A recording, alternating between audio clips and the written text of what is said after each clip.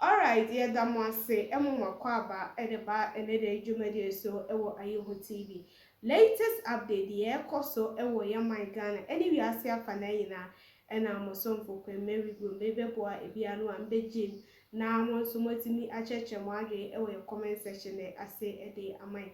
Now, another day, Oko PM, Ewo, a parliamentary, the minority leader, Afenyo Mar, Abamon, so Abbey Sposi. Yeah, NDC Afenyo NDC Afenyo ne efa gold reserve bi a chese NDC for na trade trade ama ebisia ne dey dey enye asem keto akra ewo parliament yemorem yekotie ensem ni bi emba. Great costs to our environment has seemingly vanished, and the money allocated to secure it has evaporated. When gold is turned to ghosts, the ghost that haunts the poor is hunger. When reserves disappear in millions and they vanish, and we are told that they are rather diversifying, the trust of the people dissolves into dust. Therefore, Mr. Speaker, this House has a solemn and non-negotiable duty. We must insist on full, transparent, and immediate accounting. And we thank Mr. Speaker for admitting the motion by the minority to get into this matter. We must demand answers to the questions the nation is asking. Who designed this fraud program? Who authorized the pricing and the fee structure that led to such losses? Who profited from these transactions? And ultimately, who bears responsibility for this double disaster of missing millions and vanishing gold? But as minority, we have some solutions for government. If indeed government believes that this is a policy worth considering, then it must provide for the cost of enforcing this policy, and this must come to Parliament for the people's representatives to interrogate it. If Parliament does not have the courage to follow the gold, to trace every transaction, to demand every document, then we would have lost far more than the money. We would have surrendered our moral compass and betrayed the sacred trust placed in us by the people of Ghana. Mr. Speaker, as we are at management in the country and at home, the world changes without us. The United States announced an indefinite pause in immigrant visa processing for Ghanaians. The message is unmistakable. Ghana has slipped from trusted partner to flag concern people as exports. Mr. Speaker, reports show a worrying spike in assault on journalists. A state that cannot protect the pen will soon find it cannot protect the ballot box. Attacks make headlines, then files gather dust while impunity gains confidence. Violence against journalists is an attack on Parliament itself, because it is the media that carries our debate to the people we represent. Mr. Speaker, the minority in this meeting shall pursue vigorous accountability, and this is what we are going to do. Accountability will not just be a slogan, it is going to be our shadow. The minority would formally move for targeted parliamentary inquiries on the following: 1. The helicopter disaster. 2. The Elwak tragedy. 3. Both reserve losses. 4. The violence against journalists. 5. The abuse associated with bail conditions by certain investigative agencies of state. The US visa ban, and not the least, the unlawful dismissal of Ghanaian youth. We will not accept indefinite delay. Accountability without a calendar is merely public relations. Mr. Speaker, Ghanaian people are tired of speeches and rhetorics of the ruling government. They want their living standard to improve. They are concerned about utility prices. Electricity tariffs have shot up by 27% under this government. To my colleagues in majority, the minority will be firm but we are ready to be fair. Opposition is not to sabotage. We will demand quality in terms of governance. And to my colleagues in the minority, our strength is in the seriousness we bring to debate. Nations are not rescued by miracles. They are rescued by choices. The choices we make in this meeting will echo in the homes of the jobless, in the heart of the grieving, and in the verdict of history. Let us rise to the occasion and let us demonstrate that we are formidable and that we are not just opposing, but we offer solutions. Mr. Speaker, let me on this note thank colleagues. It's $96.5 million United States dollars.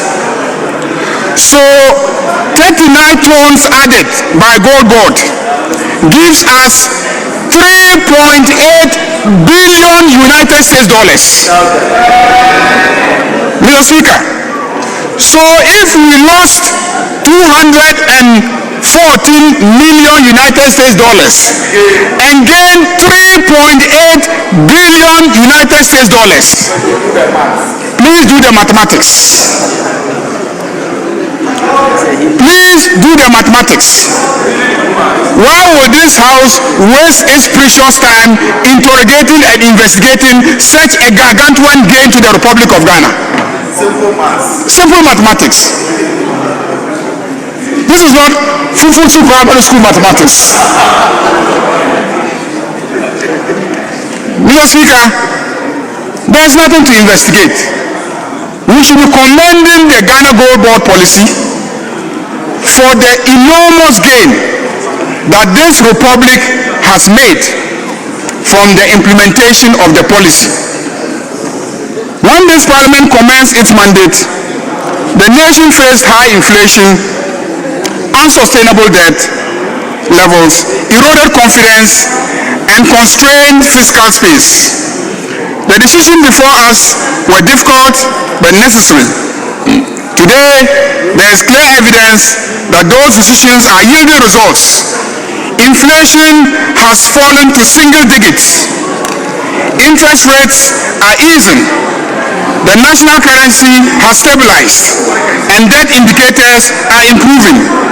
These outcomes reflect disciplined policy choices, strong institutional coordination, and importantly, the robust oversight, scrutiny, and approvals exercised by this House in fulfillment of our constitutional mandate.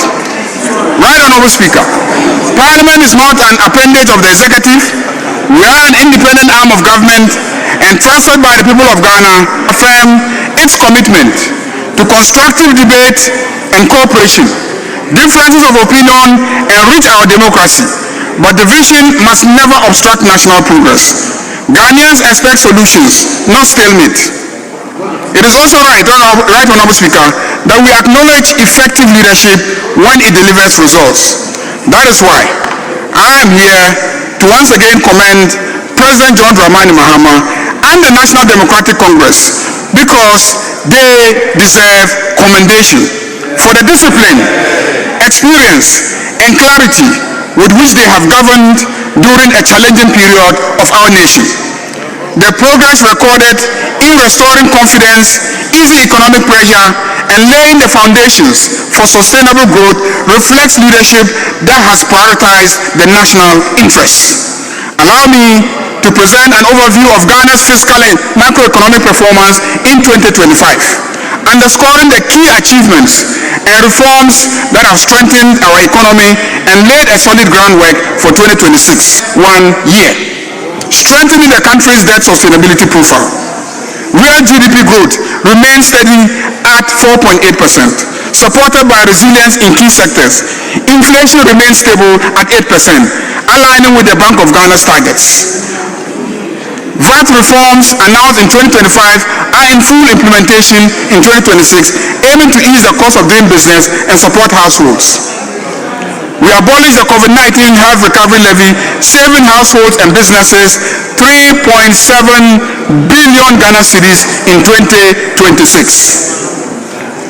We remove and decouple GET Fund and NHIA levies from the VAT base, enabling input tax deductions and lowering business costs by 5%. We abolish VAT on recognizance and prospecting of minerals, reduce the effective VAT rate from 21.9% to 20%, increase the VAT registration threshold from 200,000 to 750,000.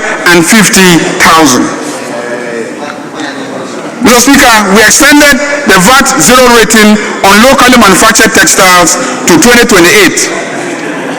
We recapitalized ADB and CBG with 1 billion Ghana cedis, strengthening the financial sector, making it stable, supporting credit flows to households and businesses. For the first time since 2007, when the cedi was redenominated, the Ghanaian cedi appreciated by 32% against the United States dollars, marking a historic milestone. Thank you, Right Honorable Speaker. Right Honorable Speaker, your committee met today, Tuesday, 3rd February 2024, and arranged business for the House for the first week ending Friday, 6th February 2026. So, Speaker, as usual, formal communications by your good self may be made to the House. Statements pursuant to Order 91-2 may be made by Ministers of State, and bills, papers, and reports may also, pursuant to Order 159, be presented to the House for first reading. However, those of urgent nature may be taken through the various stages in a day in accordance with Order 160. Pursuant to Order 97, papers may be made during the week, and reports from committees may also be presented to the House for consideration. Mr. Speaker, motions will be debated and their consequential resolutions, if any, taken during the week. Mr. Speaker, the Business Committee takes the opportunity to welcome all honorable members back from the recess. The first meeting is expected to be short and demanding of honorable members. The House will be honored to host His Excellency the President to deliver to the House a message on the state of the nation. In this regard, a significant part of the meeting will be dedicated to the debate on the message and consideration of other business before adjournment sine die for the Easter break. Honorable members are therefore entreated to brace themselves for the meeting. Mr. Speaker, the Business Committee, cognizant of the number of referrals pending before committees, urges all committees to prioritize consideration of the referrals and promptly report to the House during the meeting in accordance with Order 2674. So, Speaker, in accordance with Order 2162 and subject to Order 67, the committee submits to the House the order in which business of the House shall be taken during the week. Thank you, Mr. Speaker. Honourable members, the business statement has been presented. We may want to hear from members if they have comments to make. Yes, Minority Chief Whip. Speaker, table office, and to also urge them that we sustain this effort. Speaker, a few observations. The leader spoke to the outstanding questions that we have. In fact, he did not elucidate that we have over 300 questions that are pending.